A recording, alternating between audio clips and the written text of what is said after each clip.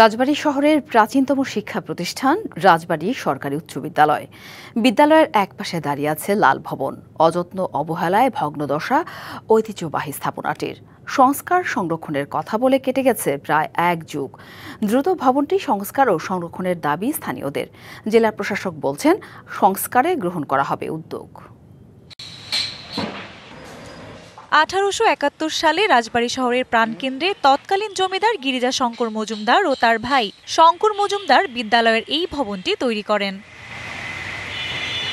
প্রতিষ্ঠার পর 154 বছর মাথা উঁচু করে দাঁড়িয়ে আছে এটি, কিন্তু দীর্ঘদিনের অযত্ন অবহেলায় থাকা স্থাপনাটিকে পরিত্যক্ত ঘোষণা করা হয়।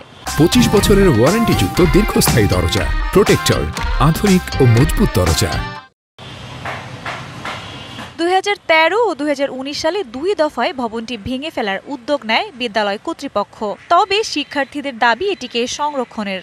100 বছরের মতন পুরানো এই স্কুল, এটা আমরা চাই যে এটা আমাদের স্মৃতির পাতায় স্মরণীয় থাক। এই ভবনটায় যতটুকুই আছে সেটি সংস্কার করা দরকার। না, লাল ভবন আসলে একদম পার্মানেন্টলি একটা জিনিস করতে হবে, সেটা হচ্ছে এটাকে প্রত্নতত্ত্ব নিদর্শন হিসেবে ঘোষণা দিয়ে এটা উচিত সংরক্ষণ করার। প্রাক্তন শিক্ষার্থীরা বলছেন, দেয়াল ক্ষয়ে গেছে, ছাদ থেকে বেয়ে বেয়ে পড়ছে পানি, নেই দরজা জানালা। সংস্কারের দাবিতে আন্দোলন হলেও কথা রাখেনি প্রশাসন।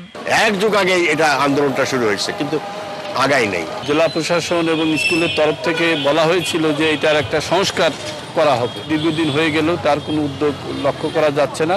ভবনটি ঝুঁকিপূর্ণ, প্রত্নতত্ত্ব বিভাগের সহযোগিতা পেলে সংস্কারের উদ্যোগ নেওয়া হবে জানালেন জেলা প্রশাসক। যেহেতু এটি ঝুঁকিপূর্ণ, এটিকে আলাদা করে ডিমার্কেট করে রাখা, এবং এই জন্য যদি প্রত্নতত্ত্ব ডিপার্টমেন্ট, আমি জানি না আসলে তারা তাদের লিস্টেড কোনো জিনিস ছাড়া কাজ করে না, তারপর যদি প্রত্নতত্ত্ব বিভাগের কোনো সুযোগ থাকে এক্ষেত্রে সহযোগিতা নেওয়ার জন্য, সেটি আমি বিদ্যালয় কর্তৃপক্ষের মাধ্যমে আমি ঢাকায় প্রেরণের ব্যবস্থা নেব।